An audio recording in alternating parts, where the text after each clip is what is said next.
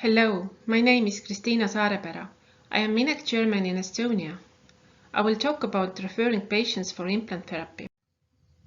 Implants belong to everyday dentistry. The fact that we are able to replace missing teeth without damaging the others is just great. To use implants in one's practice, one does not need to place or even restore implants. It can be referred out with great benefit to everybody. I have worked with implants for almost 20 years now. For the last 3 years, I worked mainly with Megagen implants. I'm a general dentist with master's degree in implantology. In my little presentation, I would like to talk about some things that have crossed my mind when treating referral patients. For more practical input, I would suggest how to prepare and inform the patient before implant therapy and how to effectively transfer information to a specialist. Dental professionals who do not work with implants every day might be insecure whether they have enough knowledge about this topic. Information is quite specific in details that not everybody is familiar with. Like, look at this slide, how many details there are in just a little implant screw. And how this quite horrible looking situation actually turns into that one. Might be difficult to explain why we need to do what we need to do. Might be difficult to understand even for a dentist. Often happens that patient comes to implant consultation with a question, my dentist wanted to know if you can place an implant here. Well, there are many ways to place implants, huge number of systems available. All the methods and materials, believe me, mostly we can. But implants are never first-line treatment, except for frontal trauma case perhaps. People lose teeth because of something, an oral disease, be it periodontitis or caries. This cause needs to be under control before an implant can be placed. Our duty is to save people's teeth, not to replace them with titanium. A patient who doesn't care about his teeth will never care about an implant either, and that can lead to problems. Periodontitis is especially important. Previous history of periodontitis raises risk for peri-implant disease even if teeth are removed. Literature is full with evidence to prove this. A tooth with a periodontal pocket is likely to turn into an implant with a pocket, which is PERIIMPLANTITIS. Combination of smoking and periodontitis is bad for implants. Patient needs to know this. Some specialists may even refuse to treat such a patient. However, on smoking alone, evidence is not as straightforward. It depends on number of cigarettes per day and some other factors. So, smoking is not an absolute contraindication, but rather a factor that contributes to problems.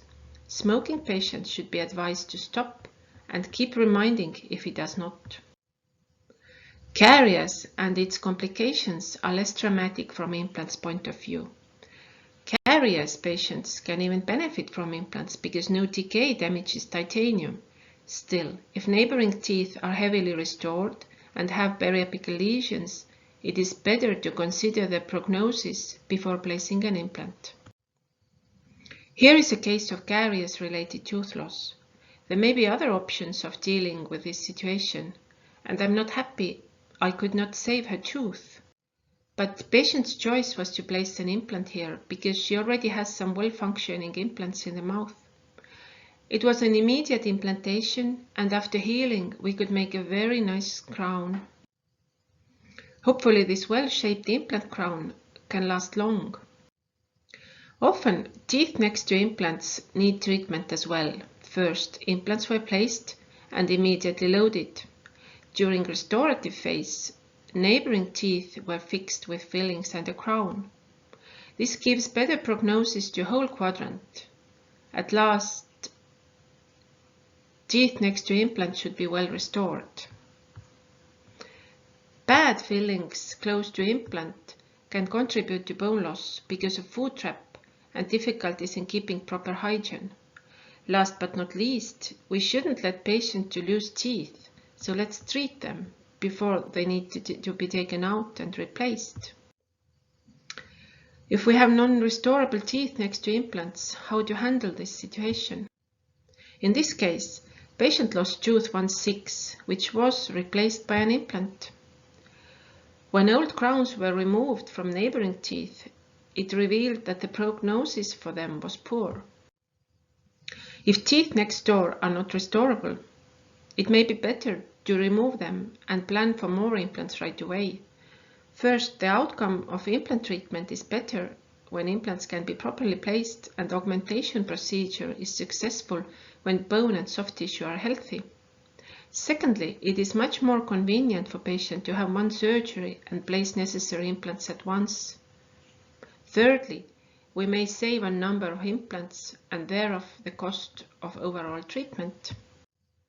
In this case, second implant was planned on location of missing canine.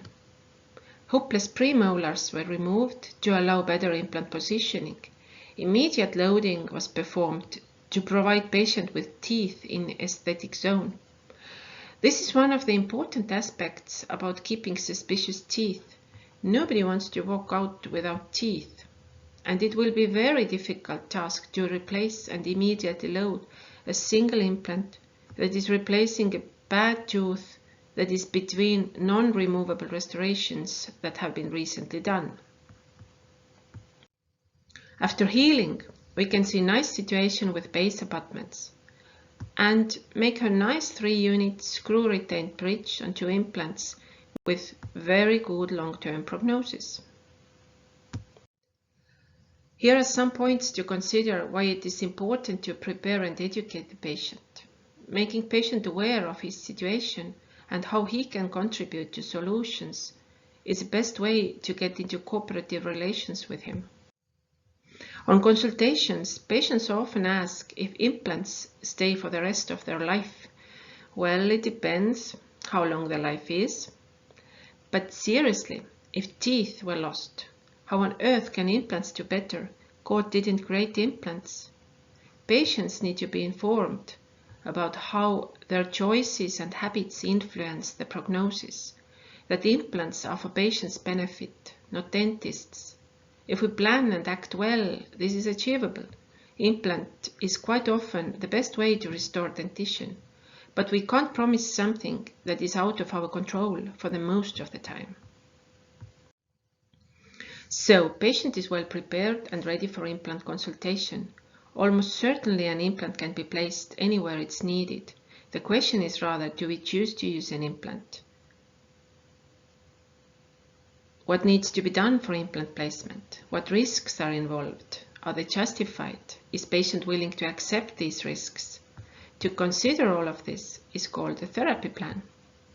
For reliable implant therapy plan, some essential information is needed, such as radiological data and occlusal analysis. Actually, no implant should be placed without considering these variables. It may be perfect place for implant fixture, but there is no place for crowns. Patients do not want implants, they want teeth. This patient needs very comprehensive treatment before he can get teeth in this gap. It's not smart to start with placing implants. Implants placed without guidance can end up not exactly as planned and in worst case even damage teeth. No referring dentist is happy to make a crown on this implant. Well, somebody still had to, and look what came out. Everything came out. Luckily, we have some smart software solutions today that help to avoid such mistakes. Artugate is a nice tool which allows implants to be placed very precisely by plan.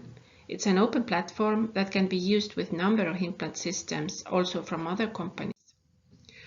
Look at the precision of the planning and execution, or execution and planning in this case. To be able to use this system, there is a protocol for data collection. I share with you digital protocol, but of course it can be done with analog approach as well. Info about dentition can be transferred in form of diagnostic models or intraoral scans. I mostly work with scans nowadays because they are more versatile and patient cannot forget them on kitchen table when he comes to me. If indicated, occlusal adjustments can also be planned on these scans and temporary restorations designed and fabricated along with a guide. Radiological data collecting needs to be appropriately carried out. Just a CBCT is not enough in most cases.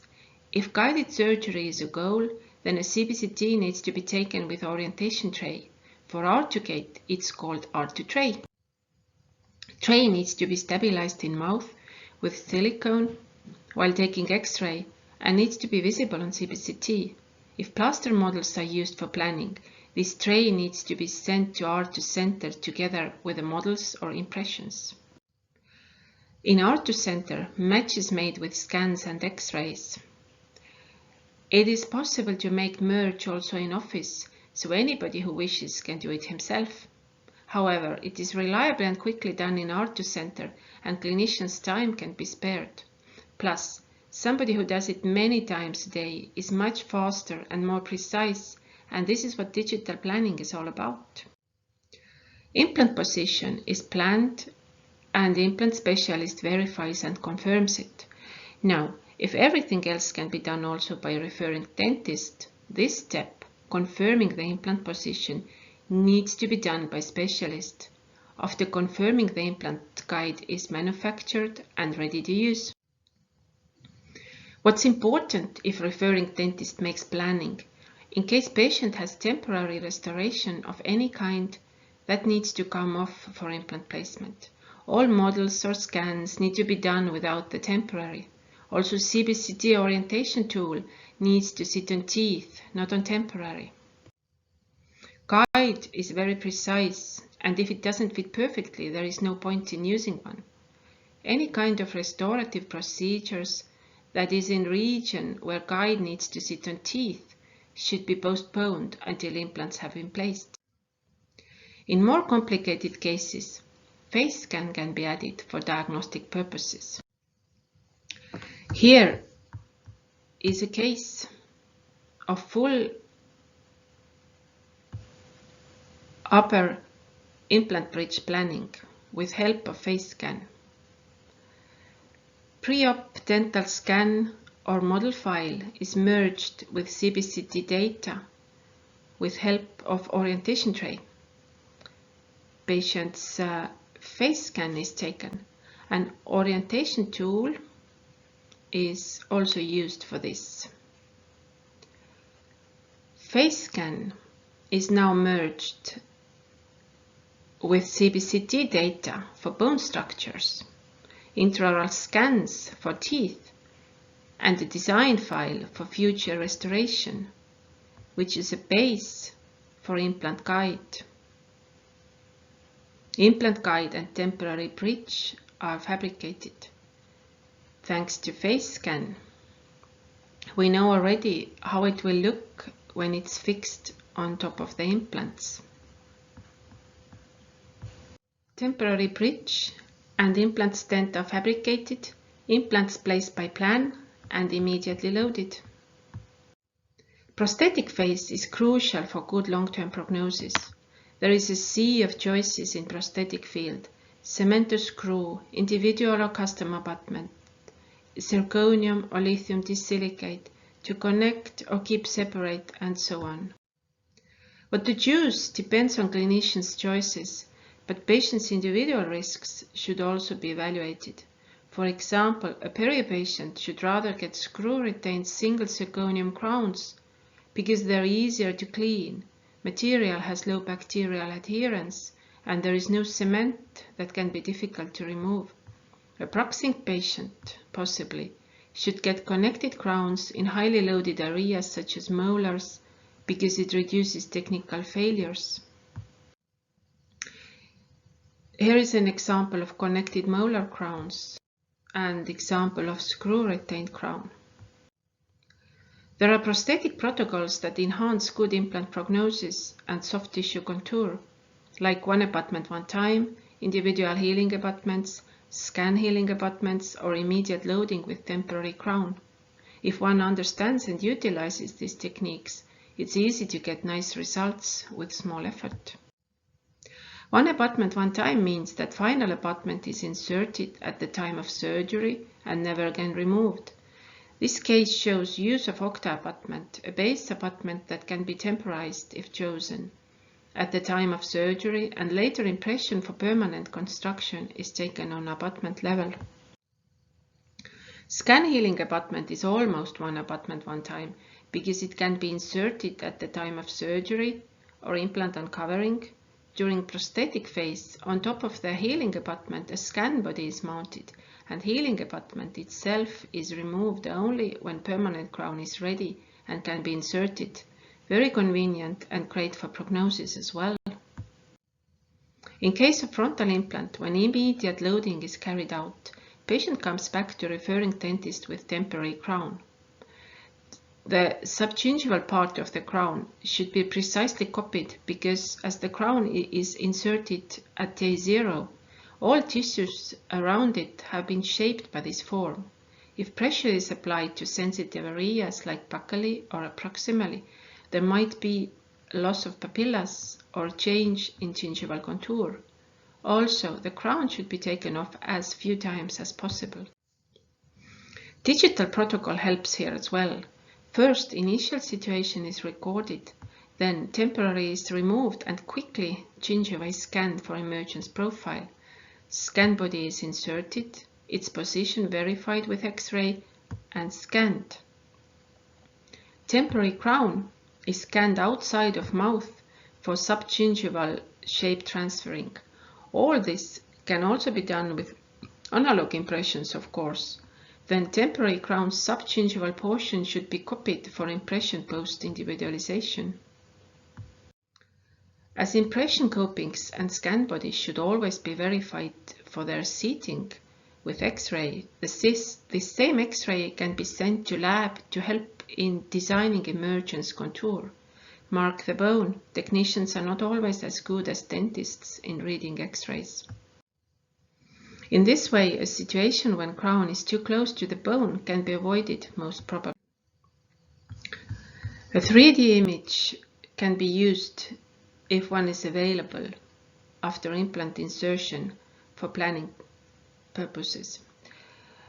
When using model-free workflow, all these additional measures help lab to make well-fitting restorations and minimize mistakes. In this case, a scan for restorations was done at the time of implant placement on scan healing abutments, and final crowns will be ready when patient comes back after healing period.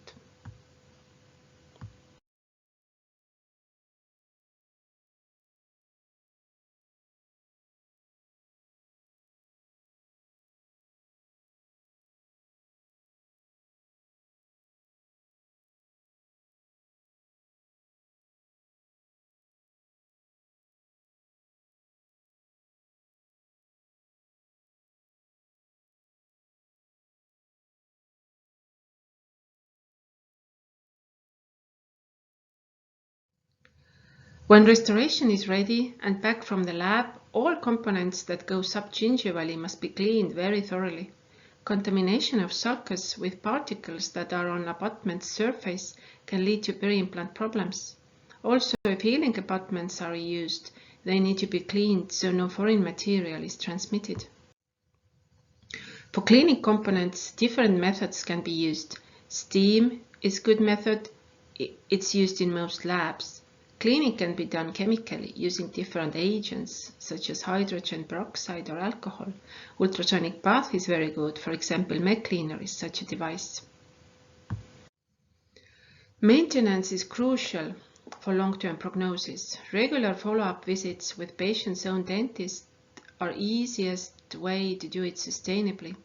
During first year, implant patients should be followed more frequently to make sure he's coping well with hygiene measures.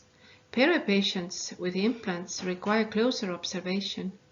Radiologic follow-up is indicated at regular interval or at specific need.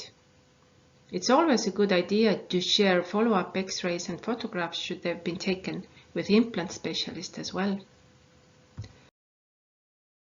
With that, I thank you for listening, and hopefully something from my presentation was useful. I thank my good colleagues for referrals and my smart lab and Artus Center in Tallinn. I thank Megagen for the opportunity and trust to be able to share my way of working with the world. Be healthy and be safe.